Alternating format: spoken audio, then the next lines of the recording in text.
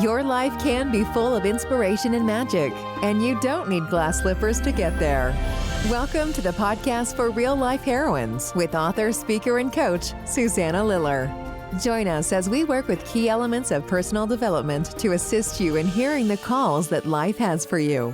Be inspired, be empowered, and be encouraged. Let's start today's episode with your host, Susanna Liller.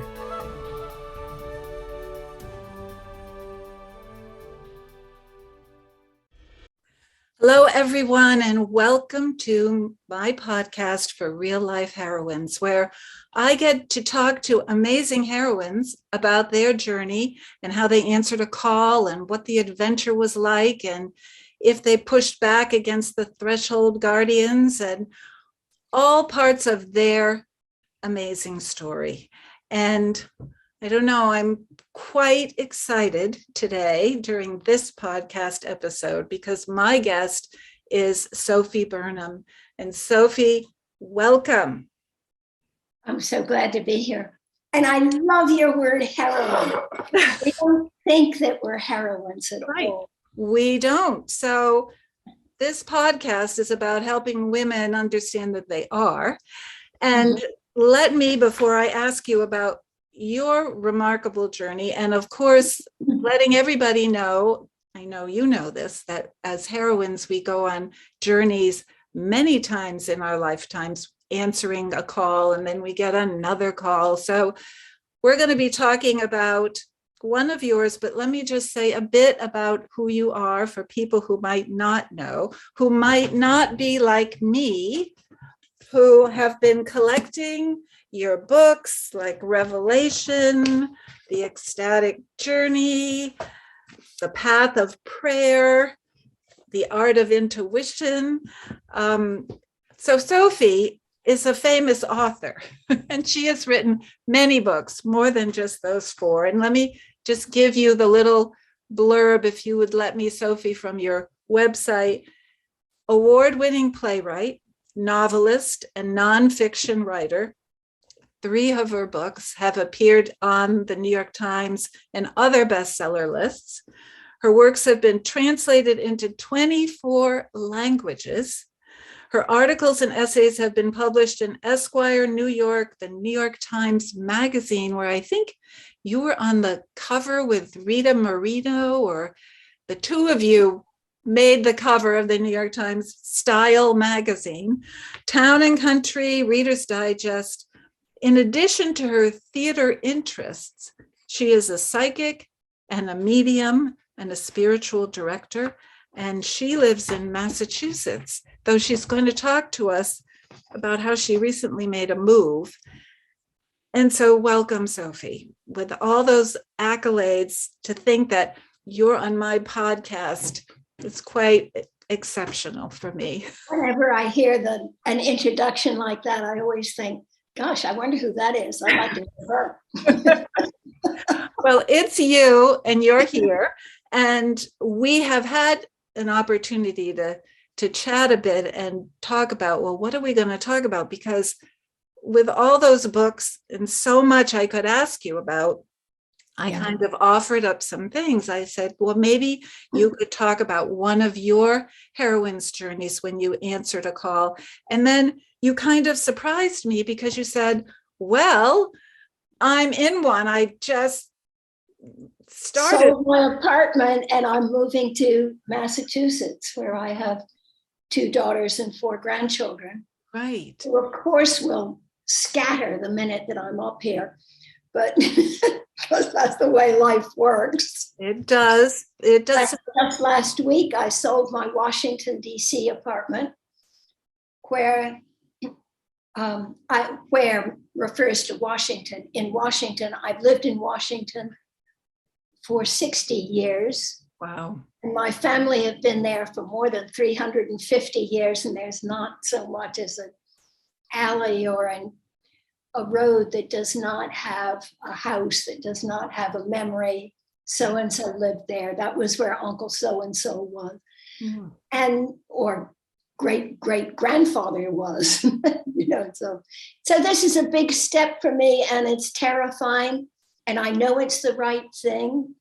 And if there's anything I want to say to anybody on this hero's journey, heroine's journey, it's that we do it over and over and over again in our lives. Right. And even when you know you're doing the right thing, we're still scared. Yeah. It's not that you don't go off. And I'm scared because what it means, or what I think it means, is I'm stepping out into a new incarnation of myself. Who am I in this body at this moment of my life? I'm not the person that I was 20 years ago. And who am I? What does God want from me? Where am I to go? What's going to happen? So you're saying we're not static. We don't, there's always a next chapter. But I think one person said to me, how do I dance with uncertainty? Yeah. As if anything is ever certain. Right. So we think it is. We think, well, we can stay safe if we stay put, and no, it's not certain that everything's fine. But at the minute that it is, we're tossed up. The universe has a way of coming in and throwing everything up in the air again to see, where's it all going to fall? Sophie, when you say you know you're on the right path, so how do you know? Because that's something that we all struggle with, is I think this is what I should do, but how do you know? It's such an important question. And until you have made a lot of mistakes, you don't know. So you must be very,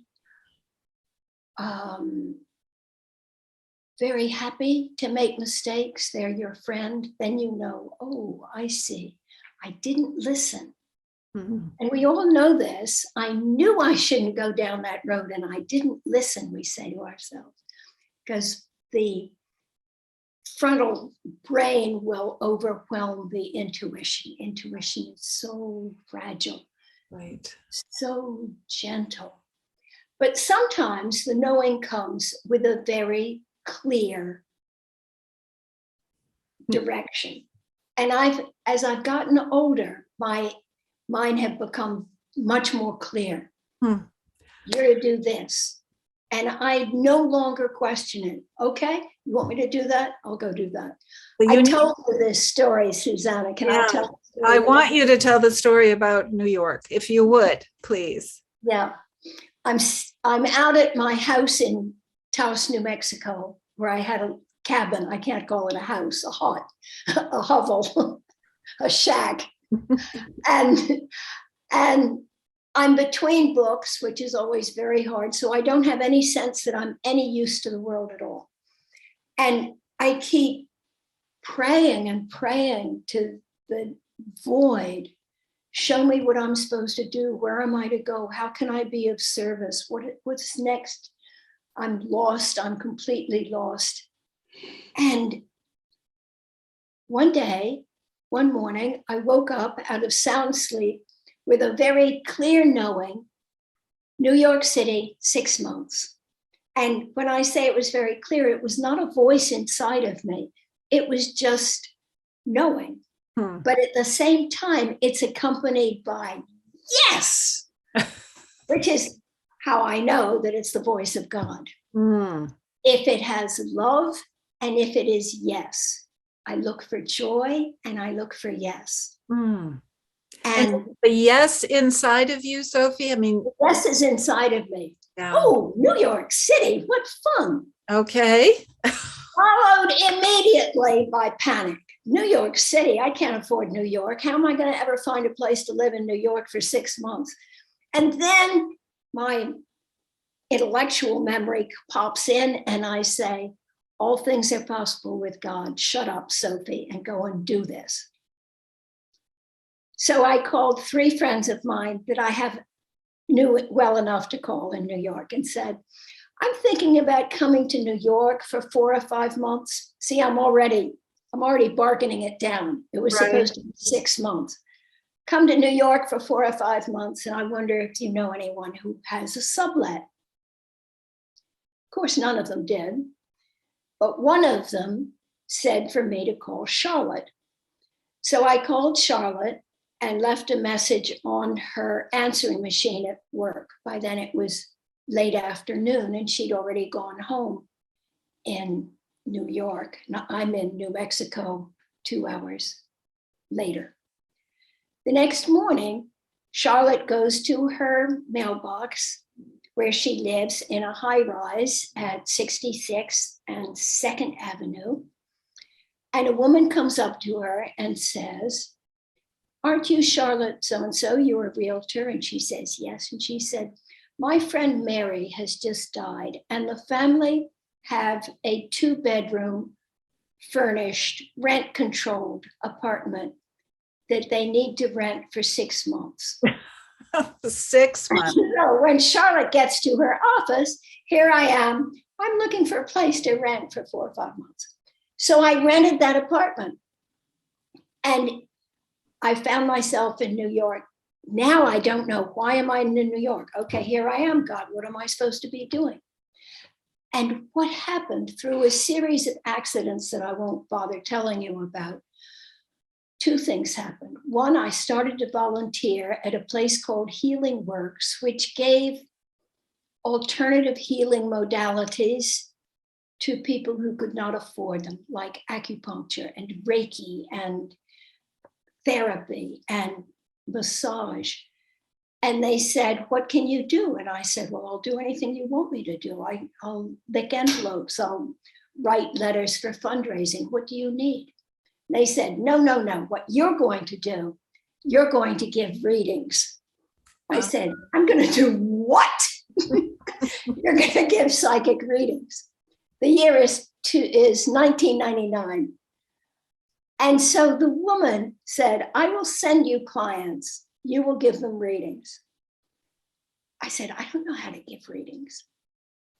But because I was in New York for those 6 months, I discovered that I am a psychic and a medium. When a spirit comes through, I'm acting as a medium between the 2 worlds. When a spirit does not come through, or an angel, then I'm just giving an intuitive psychic reading. And it turned out that she was absolutely right, and I'm really good at it. The other thing that I happened to do was to befriend Charlotte. And it turned out that this might have been the most important reason I was in New York, because Charlotte was dying and she had a terminal illness, and we spent many hours talking about life and about death and about what it was about and why are we here and what's going on. I loved Charlotte. She was just wonderful, wonderful woman.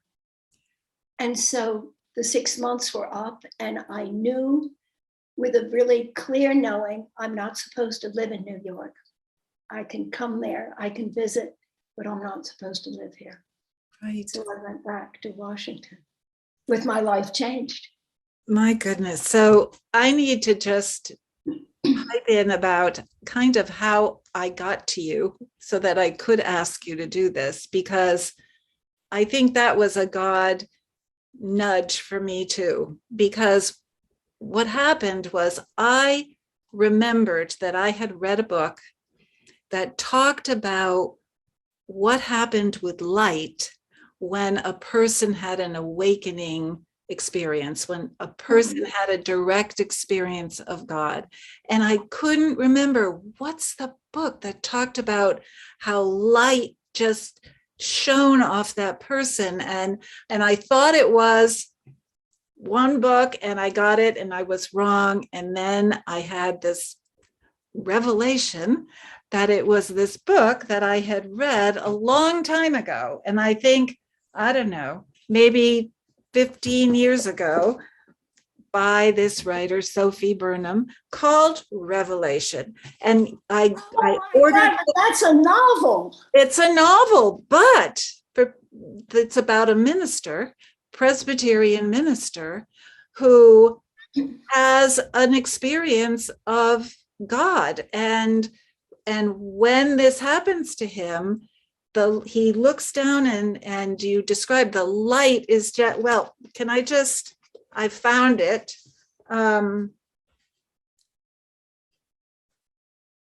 His mouth was filled with a taste so delicious that he thought he would expire, and he was bathed by wave after wave of light, a radiance that washed him up and down, through him, around him, over him. He knew that he had seen not God, for that would blind him, but the waving of the grasses at the passing of the hem of his garments. He had seen to the edge of the unknowable. To me, I know this is a novel, but you put so much of your spiritual wisdom in here, and I know that you have had experiences of seeing that kind of light. Yes, I have. And I wrote about it finally in the Ecstatic Journey. It took me many, many years to dare to write about it, because what happens when you have a really sacred moment and then you tell it to people or you write it, is that you diminish it. Yeah. And it took me 15 or 20 years before I dared to write what had happened to me.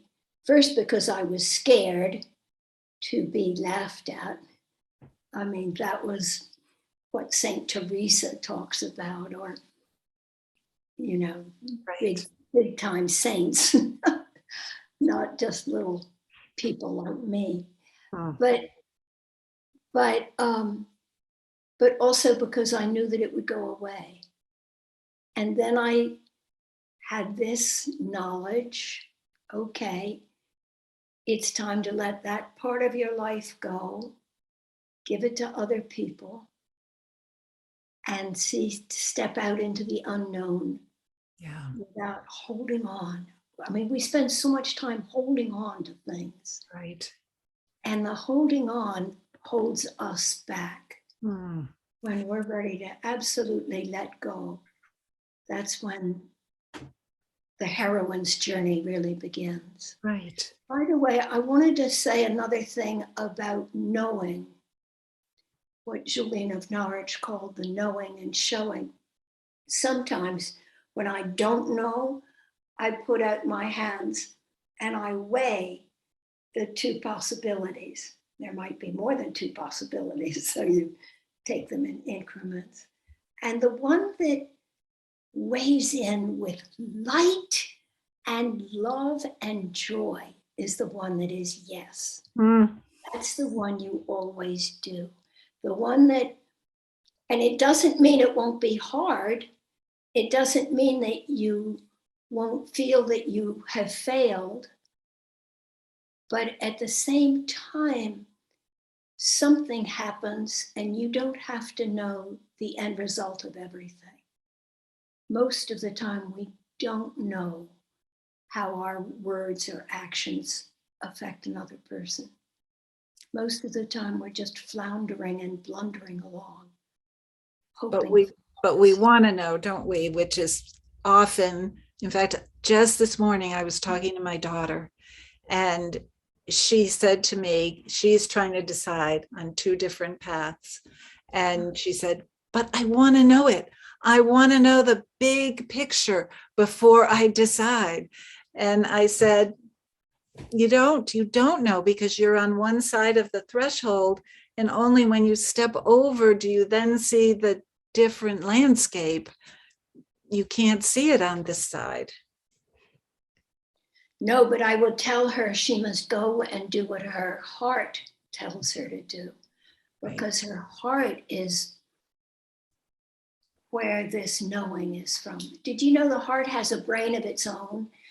And I don't know how the scientists have figured this out, but apparently the heart has a brain in addition to being just a pump, pumping billions and billions of times night and day, every second of our lives long, without stopping. And at the same time, with our hearts, we know things and we see things clearly.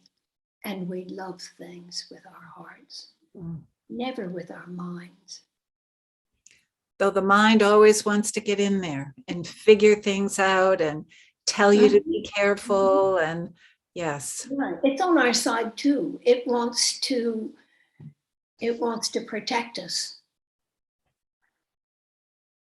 That brings me to another topic, which is the inner judge. I don't know about you, but I have a very high inner judge, and it's a male. And it took me years to understand that he was on my side and that he's actually terrified. But he's a monster like the heap who lives in the basement. And he comes climbing up the basement steps, and he's ready to punish me for something. This high inner judge voice. And I have discovered that he's actually the voice of fear, and that what he needs is to be calmed down and put my arm around him and tell him that everything's going to be okay, and that I have it under control. And he can go back down and go to sleep again, because I really thank him. And when I do that, it's all right. If I ignore him, he gets louder. Louder. Yes. Louder. Yeah. Mm-hmm.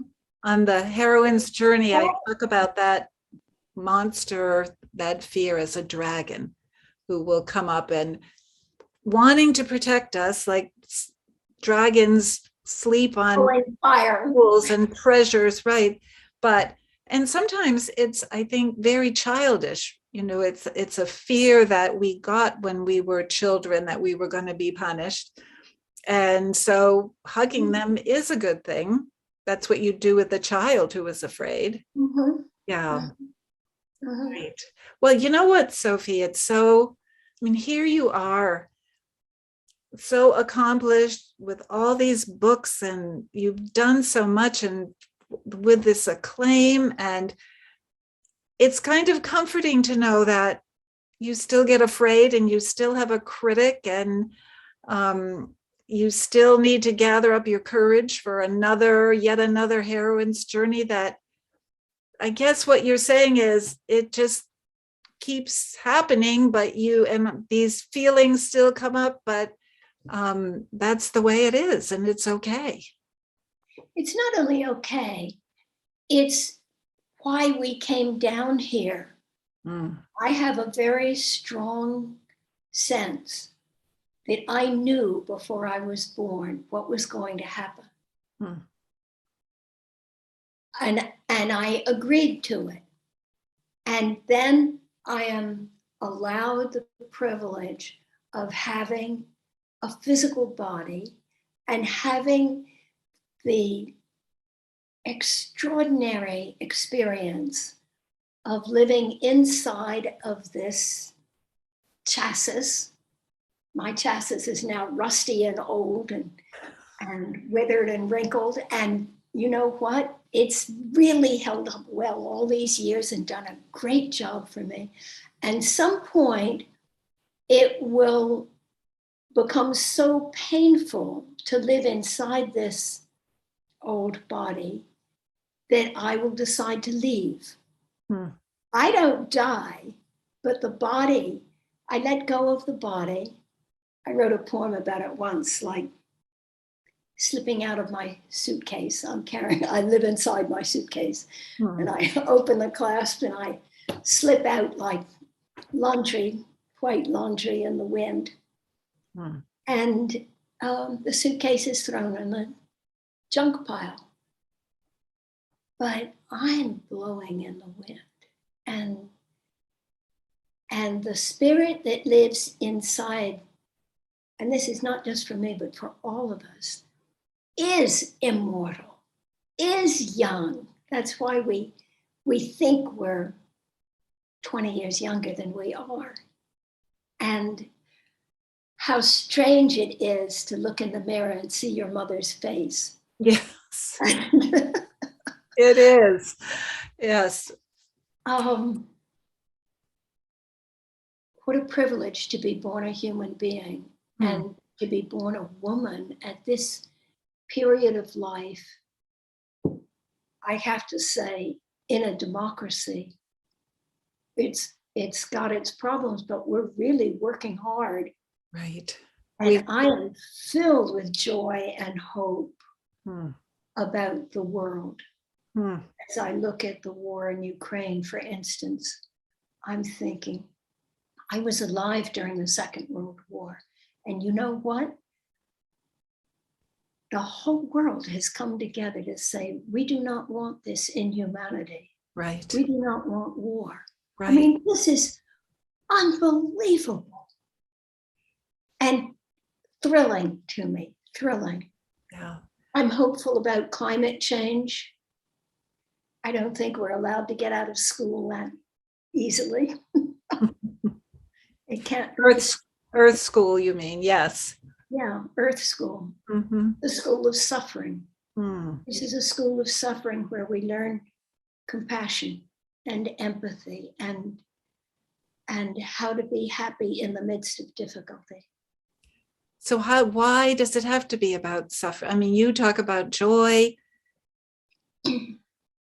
The suffering then teaches us. I think that's this planet. The physicists tell us that there are 12 dimensions. And Jesus said, there are many mansions in my Father's house. Hmm.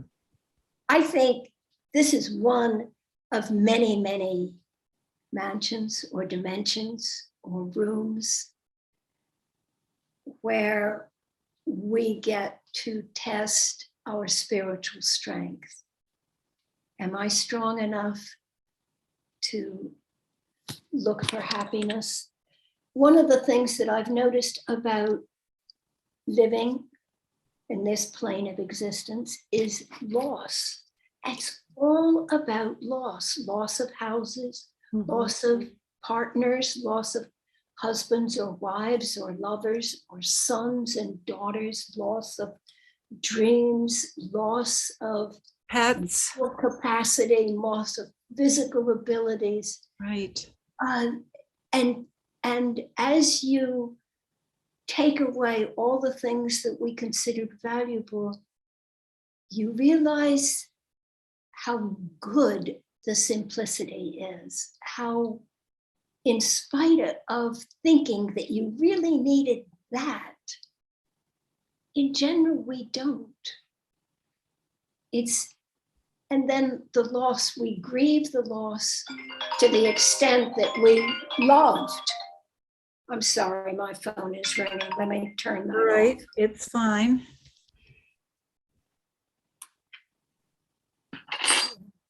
But I've lost my train of thought now. Loss. We were talking about how eventually everything that can be lost will be lost. And that's true. Even up to. And there's a great beauty in it.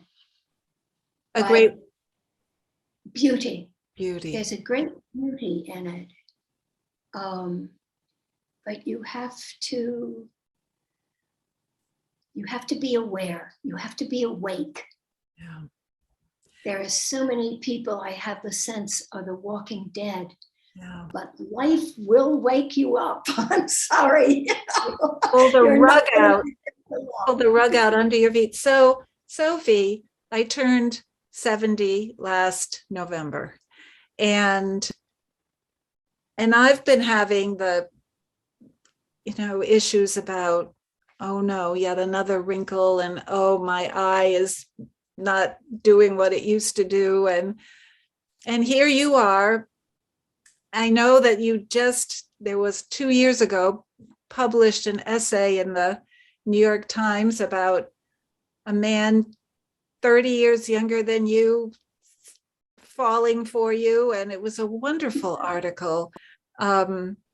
So how has that been for you, getting older and aging? And give us your philosophy about that. I think, if anything, it will help me. I think about it a lot. I hate the numerals. I am now 85, and I was just looking in the paper the other day at all these people who died years before 85, and one woman I don't even remember who it is at the moment, who just died yesterday at 84. And I look at 84 and I think, yes, that's a suitable age to die. And I think of myself and I think, oh my God, I'm not the least bit ready to die. I've got another 15 years ahead of me. I've got stuff to do. I don't have time to die. And, and so I'm caught on the same tension that everyone is caught on. Right. But I have to tell you that I have always felt that way. When I was 20, I felt I'm too old.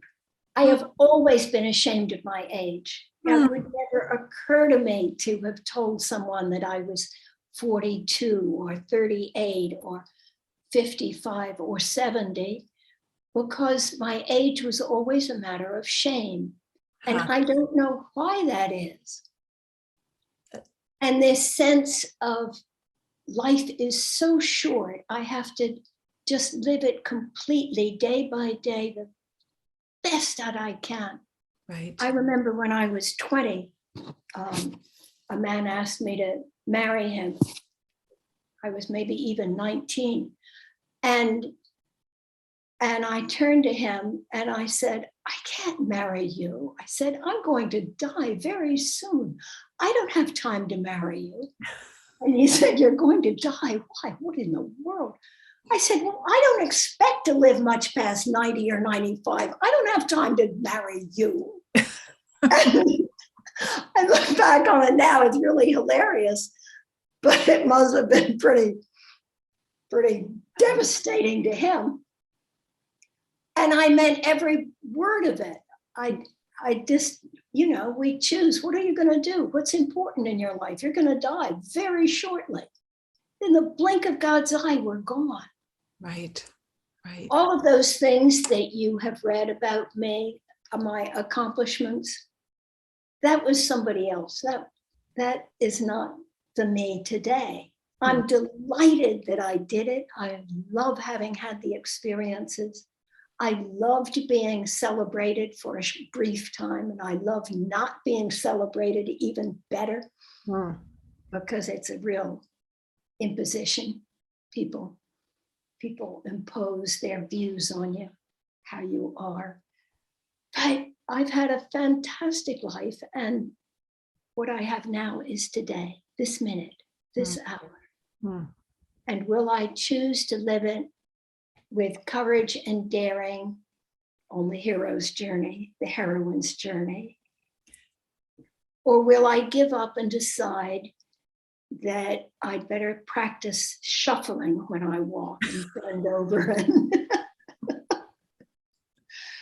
My daughter tells me when she sees me shuffling, she's going to pick me up and throw me over her shoulder and start carrying me around. I want to just read to you that at the end of that article where you talked about the young man falling for you, you said, so what is it to be, at that time you were 82? 82. What does femininity mean at this age? Beauty, sensuality? I should say that I have never been happier than in these later years, never more filled with wonder and delight. I think sometimes I'm back to being a 9-year-old, only with a creakier body, filled with joy at being alive, with none of the damage that the raging rivers of hormones later inflict. So what do I want to tell women of tomorrow about the brilliant decades that lie ahead? I want to tell them about how good they can be. I want to tell them about joy. That's what I want to tell about. Absolutely. Absolutely. And you know what? They have proven that as you get older, you get happier. Yeah. You let go of some things. I think I don't understand it.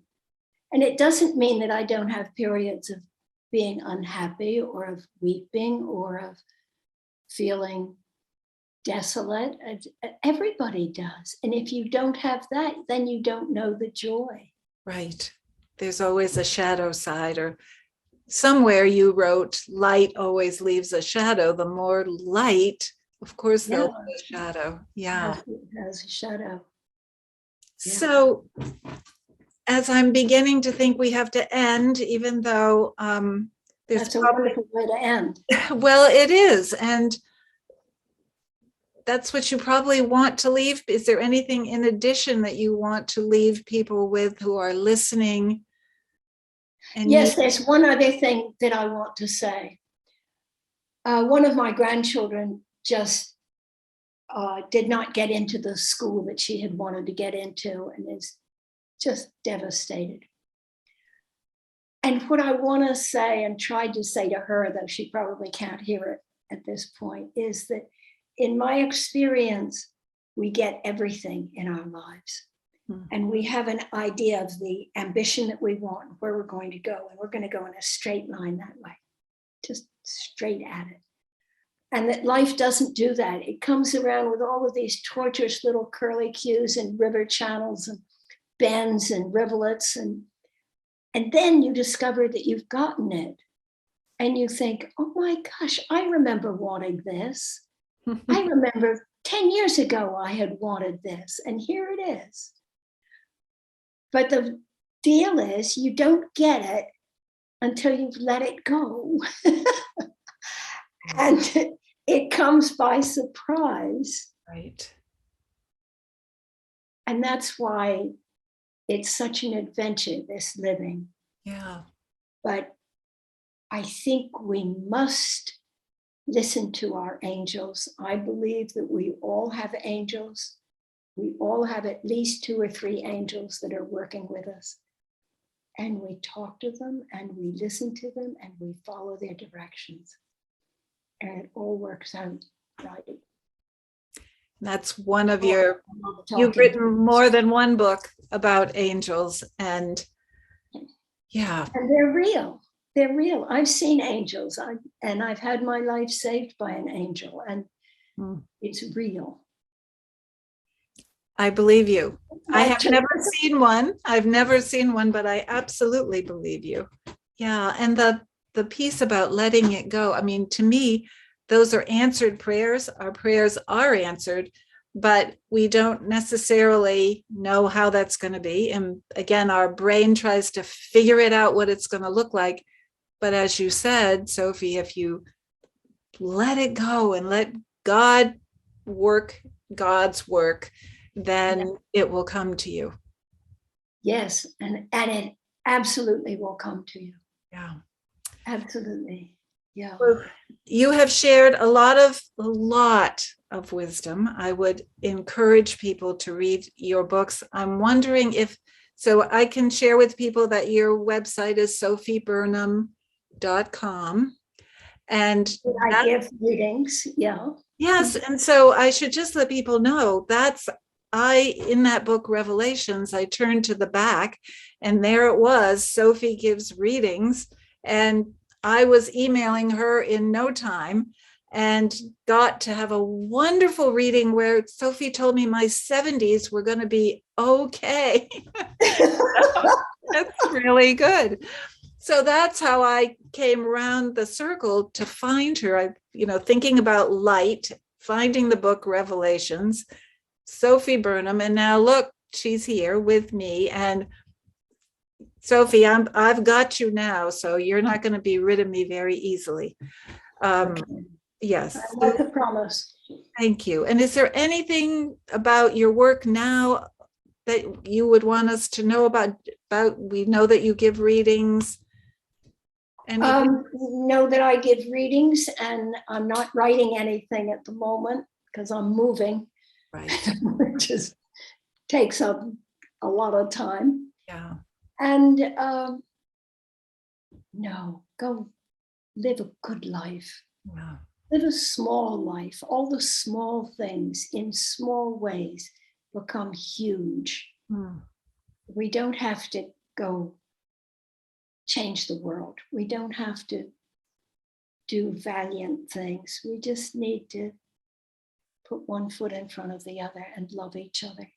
That's it. Okay. And that's hard. That's hard enough. It is hard. Thank you, darling. Thank you so very much for being with us today. And I hope we'll have another conversation with you at some point. So thank you. And thank you, everybody, for listening and joining us in this episode. And I hope that you'll be with us for the next one. Okay. Thank you. Bye, everyone. Thank you for listening to the podcast for Real Life Heroines with Susanna Liller. We're so glad you've joined us and would love to connect with you outside of the show. To find more about Susanna and how she can assist you in your heroine story, go to susannaliller.com/blog or find us on social media and YouTube by searching Susanna Liller. You can also email us directly at susanna@susannaliller.com. We'd love to hear from you.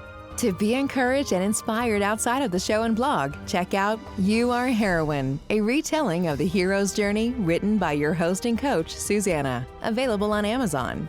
Until the next time, be well, heroine.